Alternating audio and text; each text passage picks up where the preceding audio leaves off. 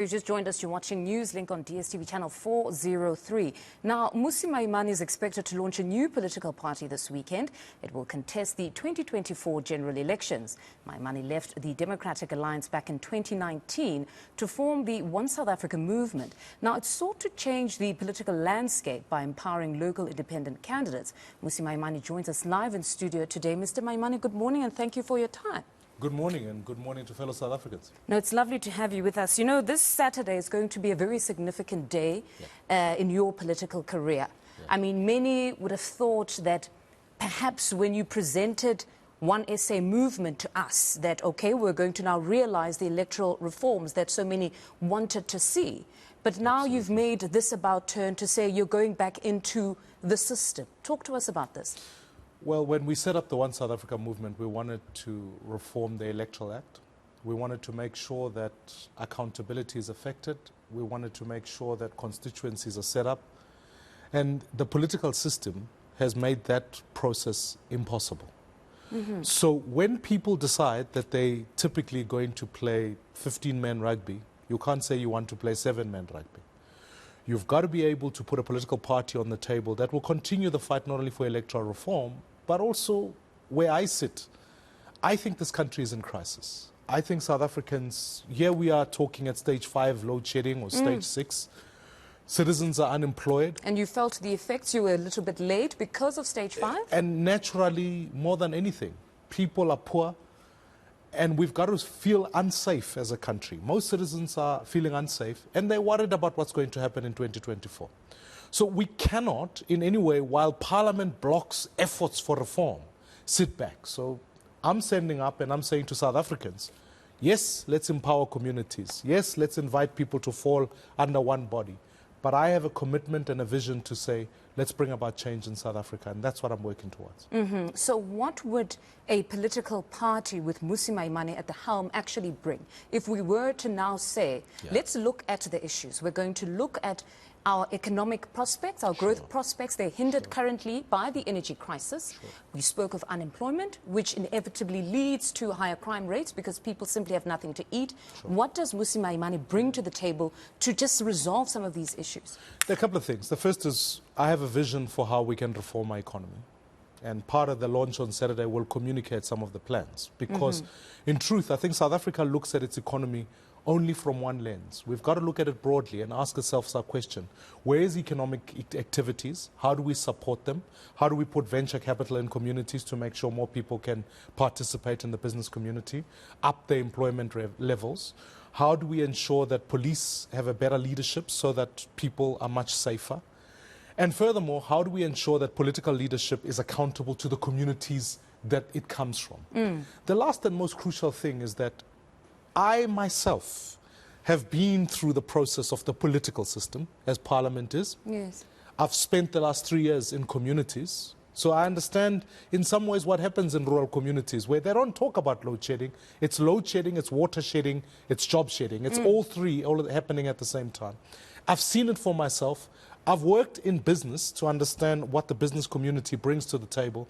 And I genuinely believe if there's a skill set I can bring to the political landscape, is to be able to bring South Africans together, to be able to bring about the change that we need. So we're working towards... Apologies for interjecting, but the way you've just taken us through your experiences, that you've been to the rural areas, you've worked with those there, you've gone to the cities, you've worked there, you've been in legislature and parliament, that is mostly the trajectory of most politicians. That when we say now they are far removed from the ordinary issues of citizens on the ground, it's not that they've never been there. They would have been there, worked their way up, but it seems once they're at the top, they forget what it means to live there at the bottom with very little.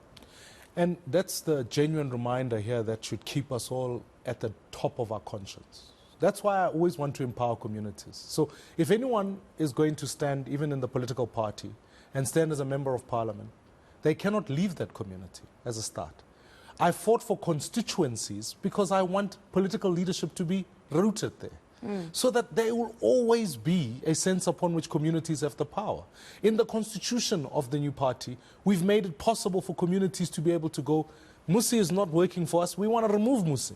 And that's the power we want to give back to communities. Because, and that in many ways answers this crucial question. Why not join any other political party? Yes, there seems to be yes, so particularly many. Action SA. Because I think they absorb the power. You suffer from the problem you're describing. They absorb the power, move away from citizens, and citizens never hear from them.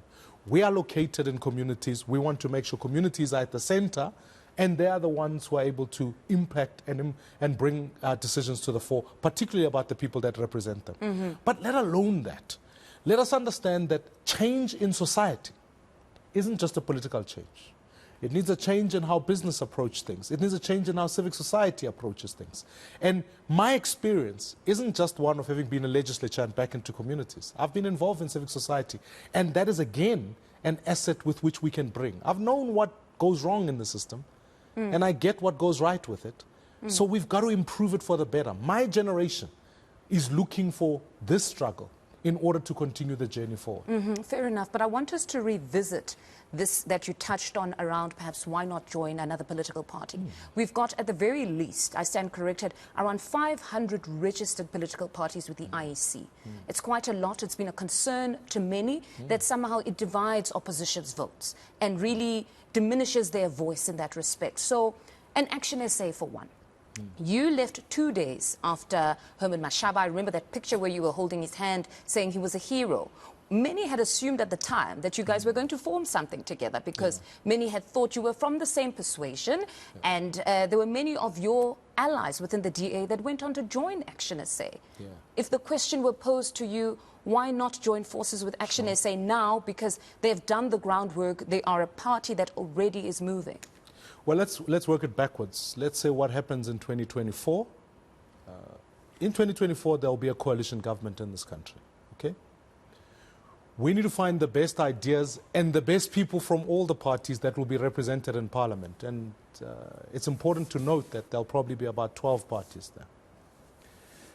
I'm wanting to bring about the best. So in answer then, if you work backwards from there, who is the audience that Action SA will reach? I think it's a vastly different audience to the audience I would reach. All right. Because I think the issues are different. I mean, Action SA have a focus maybe in some ways on issues of immigration, etc. And I'm not saying that's not an important issue. But I've got an issue about education. That's a constituency no citizen is talking about, no political party is talking about. Yet it's the cancer that's undermining our country. I've got to speak about the economy as it occurs in townships and in all of these areas. Political parties are not talking about that. We've tabled a bill on electoral reform. Political parties are not talking about because they are in Parliament voting against it. We've got to focus on making sure that even at the efficiency of government, how do we reform government? I have a plan around that to make sure that not only the ministries are smaller but far more effective. So to me, this is a different, and if I look at the current leadership landscape, I respect all the leaders in political parties. We are of a younger generation and a new generation that must come forward. And I think we've got something fresh to offer. We've got 5 million voters, 5.4 million to be exact, who are sitting in the middle. They are unclear about where to go. They are worried about what's going to happen after the ANC doesn't get an outright majority. And I want to speak to those people to say, actually, they must be safe. They must know that change is a natural part of democracy. And there may be some good people in the ANC, but let's work collectively to bring a South Africa. But, Mr. Maimane, some might want to hear your views around migration. I know you say it's not necessarily a worry, but it seems to preoccupy the minds of many South Africans. It's a talking point. We've even seen a creeping in of protectionist politics that seems to resonate with many young people in particular that you are looking to target. That here we're seeing South Africans resonate with politicians that say, you know what, let's relook our trade policies to ensure that we prioritize local industry. They're saying even with health facilities, we saw what happened with MEC Poppy. There were those that actually supported that move. So we are seeing some sort of an issue around migration, though it be perhaps stemming from the economic issue where the pie is getting too small. But migration is most certainly one that needs to be discussed, and many would like to hear your position on it. Of course. And I have a view on it. I think the view must not be a populist one where we sit down and say, well, let's kick out all the foreigners, which I hear a lot of. Or when we fail in dealing with healthcare, it's the problem of immigrants. I think that's a misdiagnosis of the issue. Frankly, I think you cannot deal with immigration internally. You've got to start at efficacy at your border control. Because if you deal with it internally, I look at you, I look at myself, we're of different complexions. Suddenly you are going to introduce to society the idea that everyone must either carry a pass so that we know who's South African and ask the police to police that, or I'm going to look at you and say, you are lighter, you must be South African, Mmusi is darker, you must be an immigrant. You don't approach immigration from that perspective. Let's be effective at border control to make sure everyone is in the country legally. Let's deal with immigration from all levels, whether it's in townships or whether it's in foreign investment, citizens coming in the country. I actually think, if I think about the continent of Africa, it's going to be important for South Africa to trade within that continent. It's 1.2 billion people in this continent. So if we focus on what we're trying to do from an economic growth point of view, create visa adjudication that's far more effective, make sure that the government efficiencies, if you ever had to try to apply for a permit, doesn't matter whether you are from Spain or Zimbabwe, you would find it hard because Home Affairs is not doing its job. Now, if we get Home Affairs working, we know who's there legally, we can manage the skills, and we can ensure that all citizens, both immigrants and citizens from the country, are protected. So let's not suddenly wake up and say, let's build a wall and ask Zimbabwe to pay for it. Let's rather But you will be focus dealing on with immigration. officials Correct. that are corrupt in the public service, some of them for their own reasons. I mean, something could be happening that is random in Mpumalanga. You've got a President Maimane at the top, but you're not going to bring in a new team that is from your political party. You're going to have to work with these particular civil servants on the ground. They're demoralized. There are many reasons that push them to either that attitude of complacency or corruption.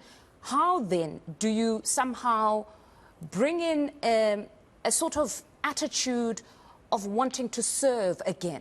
Leadership is everything. You yourself as the leader need to be the first one at the door to say, I'm going to do everything I can to make sure this thing happens. I think we must dare never paint all civil servants with the same brush. I think there's some phenomenal people. I think there are people who are doing their jobs. There are teachers who wake up every day to teach. There are nurses who do their jobs. There are policemen who do likewise. The issue is that in the last number of years, we've seen a leadership decline in this country. That's meant that bad people are being promoted. It's not always head count. It's the fact that when you're a boss, you're a leader, people don't leave, don't get demoralized just by the system.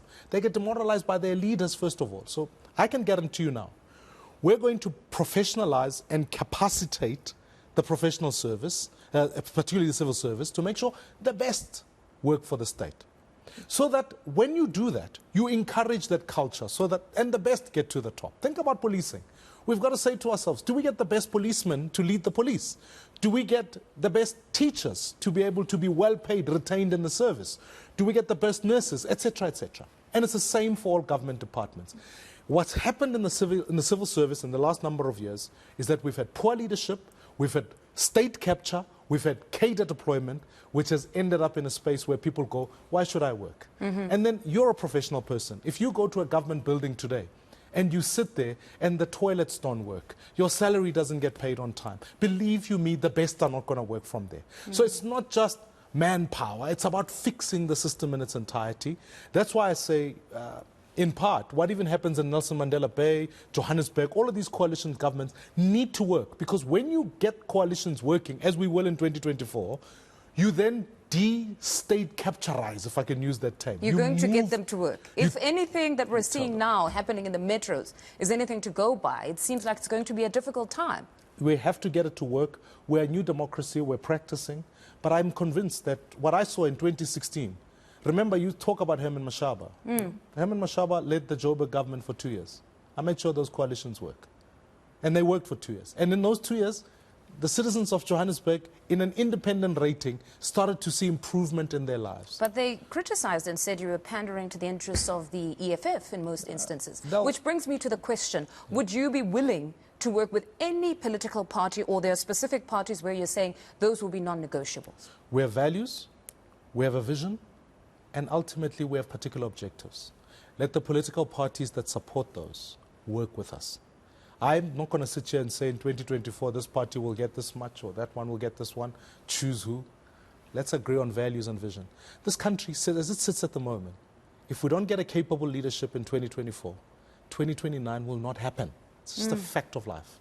So what I'm trying to get at here is let's get the best leaders around the table so we bring about the best change that this country needs. I think we owe it to the next generation to achieve that. Mr. Maimane, thank you very much for your time. We can't say anything more after that. That's Mmusi Maimane. This coming weekend, he's launching his new own political vehicle. More news on the other side.